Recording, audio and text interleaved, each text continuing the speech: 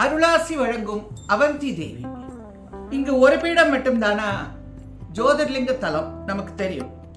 அப்பன் மகாகாளேஸ்வரர் இங்கே இருக்கிறார். இந்த தலத்தின் ஆதி நாமம் அவந்தி அல்லவா? இங்கு இன்னொரு சக்தி பீடமும் இருக்கிறது. பீடத்தின் பெயர் பைரவ பர்வதம். அம்மையின் அங்கம் வேல் உதடு. அம்பிகையின் திவ்ய நாமம் அவந்தி தேவி. அவளின் பைரவர் லம்பகர்ணன். அட்சர பீடங்களில் வாமன பீடம் அல்லது பைரவ பீடம். ஷகார மாத்திருக்கை. அட்சர தேவியின் நாமம் மங்கள கௌரி. ஒரு முகம் 4 கரங்களுடன் 1000 இதழ் கொண்ட தாமரையில் திவ்ய ஆபரணங்களுடன் காட்சி தருபவள். சகல மந்திரங்களும் சித்திக்கும் பீடம். அவந்தியில் குடியிருக்கும் தேவி அவந்தி தேவியாகத்தானே இருக்க வேண்டும். மங்களம் நிறைந்த பீடத்தில் குடியிருப்பவள். அதனால் மங்கள கௌரியும் ஆகிறாள்.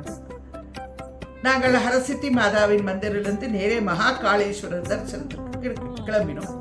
அவந்திகாயாம் விகிதாவதாரம் முக்தி பிரதானே சஜ்ஜனானாம் அகால மிருத்யோ பரிரக்ஷனார்த்தம் வந்தே மகாகாள மகேஸ்வரம். குவிந்த கைகள் வெறிக்க முடியாது என்று கூறும் தலங்களில் அவந்தியும் ஒன்று. கும்பகோணம், திருவாரூர், புவனேஸ்வர் போல இந்த உஜ்ஜினி தலத்திலும் திரும்பிய இடமெல்லாம் கோவில்கள்.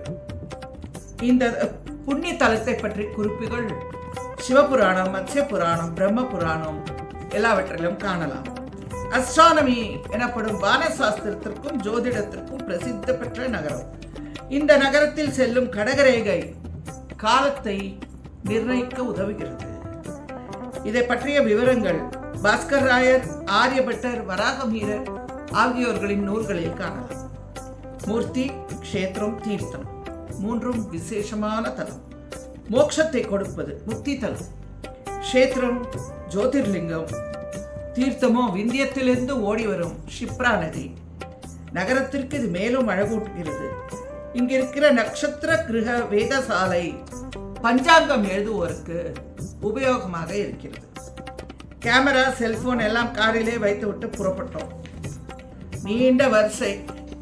விநாயகர், ஹனுமான், விஸ்வநாதர், ராமர் என்று எல்லா தெய்வங்களும். அதை தாண்டி ஒரு வெள்ளி வாயில் கதவிற்குள் நுழைந்தால் கியூ வரிசை. அங்கிருந்து நேரே கருவறைக்குள் சென்றால் ஜோதிர்லிங்கமான மகாகாளேஸ்வரர் சுவாமி.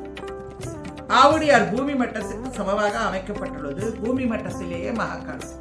அற்புதமான தரிசனம். நாங்கள் கொண்டு போன ஷிப்ரா ஜலம், பால், பஸ்மம், வில்வம் ஆகியவற்றை கொண்டு எங்கள் கையாலேயே சுவாமிக்கு அபிஷேகம் செய்து ஆனந்தித்தோம். அப்படி கொஞ்ச தூரம் தான் வர முடியும். அதற்கு பிறகு ஒரு சூலத்தை நட்டு வைத்திருக்கிறார்கள். அந்த இடத்தை தாண்டுவது கோஹத்திக்கு சமானம். ஆகையால் ஐயனை பிரதட்சணம் செய்ய முடியவில்லை. நம் சிரசை அவர் மேல வைத்து எடுக்கிறோம். உஷத்கால பூஜையின் போது மயானத்து சாம்பலால் அபிஷேகம். இது பிரசாதமாக வழங்கப்படுகிறது.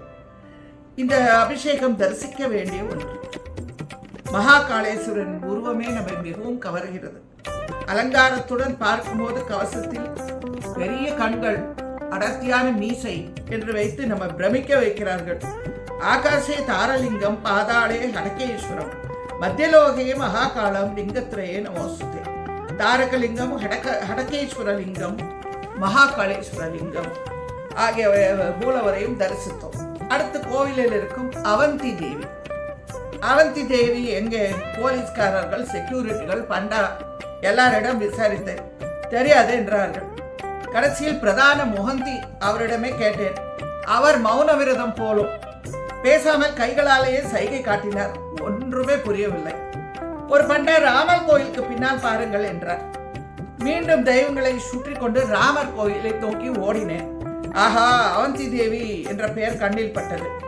அன்னை அவந்தி தேவி தன்னை காட்டிக்கொண்டாள். அழகான செந்தூரம் பூசி உருவம், பெரிய கண்கள், நீண்ட நாசி, சிறிய உதடுகள், பெரிய நெற்றியில் அழகான வரையப்பட்ட போட்டு. அன்னையின் உடலில் வேறெந்த பாகமும் தெரியாமல் சிவப்பு புடவை உடுத்தி வைத்திருக்கிறார்கள். பக்கத்தில் ஒரு காளி மாதாவின் படம். வலது கைகள் அபயவரதமாகவும் இடது கைகளில் கத்தியும் கபாலமும் ஏந்தி விரிந்த கூந்தலுடன் கபால மாலை அணிந்து எலும்பு கைகளால் ஆன ஆடை அணிந்து கீழே கிடக்கும் சிவத்தின் மேல் அம்மை அவந்தி தேவியின் உருவமும் இப்படிப்பட்டது தானோ? யாரிடம் கேட்பது? ஒருவரும் இல்லை. சரி, அம்பிகையை எப்படி காட்டுவது? கேமரா, போன் எதுவும் கோயிலுக்கு கொண்டு வர முடியவில்லை. இப்போது இந்த அம்மையை படம் எடுத்துக்கொள்ள வேண்டுமே, என்ன செய்வது? சடார் என்று ஒரு எண்ணம் தோன்றியது. கோவிலுக்குள்ளே அனுமதி பெற்று படம் எடுக்கும் புகைப்படக்காரர்கள் உண்டு. அவர்கள் போட்டோ எடுத்து 10 நிமிடத்தில் அந்த படத்தை நமக்கு கொடுத்து விடுகிறார்கள். நான் ஒரு புகைப்படக்காரரை அழைத்து அம்மையை அழகாக படம் பிடித்து பிரிண்ட் போட்டு கொடுத்து பணமும் வாங்க மறுத்து விட்டார். எங்களுக்கே தெரியாது இந்த அன்னையை காட்டியிருக்கிறீர்கள், உங்களுக்கு நன்றி அம்மா என்று கூறிவிட்டு சென்றார். அங்கிருந்து சிறிது தூரம் நடந்தால் மீண்டும் வெள்ளிக்கதவு, உள்ளே மகாகாளேஸ்வரர். அன்னையை காட்டியதற்கு நன்றி கூற வேண்டாமா? மீண்டும் மகாகாளேஸ்வரர் தரிசனம். அங்கிருந்து கடுகாளி மந்திர். நுனி மரத்தில் உட்கார்ந்து அடிமரத்தை வெட்டும் ஒரு முட்டாள இடையன். அன்னையின் பரமபக்தன்.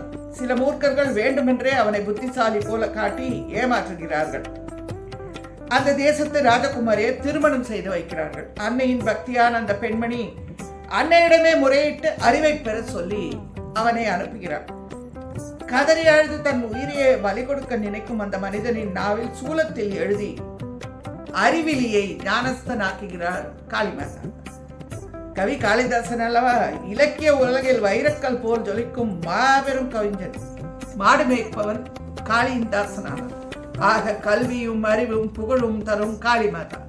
கழுத்து வரை உருவம், அழகான கனிவான சிரித்த முகம். கம்சனுக்கு கண்ணனின் பிறப்பை தெரிவித்து யோகமாயா இங்கே காளியாக குடிகொண்டாள். அன்னை காளி சர்வலோக நாயகி. அவள் எங்கிருந்தாலும் மங்களமே. அன்னையை படம் எடுத்துக்கொண்டே அங்கு சப்தசுதி பாராயணம், சண்டி ஹோமம் நடப்பதாக பண்டா கூறினார். காளிமாதாவுக்கு ஏற்ற விஷயங்கள். சந்தோஷமான காளிமாதா. அங்கிருந்து பைரவ பர்வதத்தில் இருக்கும் பைரவரை தரிசிக்க கிளம்பினோம். கழுத்தில் சர்ப்பங்களுடன் ஆயுதங்கள் சூழ பைரவர் கொஞ்சம் கடுமையாக காணப்படுகிறார். அவருக்கு என்ன நைவேத்தியம் தெரியுமா? சாராயம் ஒரு தட்டில் ஊற்றி வாயில் வைக்கிறார்கள். பாதி உள்ளே போக மீதியை பிரசாதமாக தருகிறார்கள். அங்கிருந்து சித்தவடம், சித்தேஸ்வர் தரிசனம், பிதற்காரியங்கள் செய்வதற்கு ஏற்ற இடம். நாங்கள் கிருஷ்ணர், பலராமர், குசேலர் ஆகியோர் கல்வி கற்ற சந்தீபினி ஆசிரமம் சென்றோம். படிக்க ஏற்ற சூழ்நிலை, சின்ன குளம், நிழல் தரும் பெரிய மரங்கள், பர்ணசாலைகள். கண்டிப்பாக சந்தீபினி முனிவர் தம் மாணவர்களுக்கு அழகாக கல்வி கற்பித்திருப்பார். அந்த குருவை மனசார நமஸ்கரித்து வெளியே வந்தோம். அருமையான சக்தி பீடங்கள் மற்றும் ஜோதிர்லிங்கத்துடன் கடுகாளி பைரவர், மங்களநாத் ஆகியோர்களின் தரிசனம் தந்த மனநிறைவோடு திரும்பி வந்தோம்.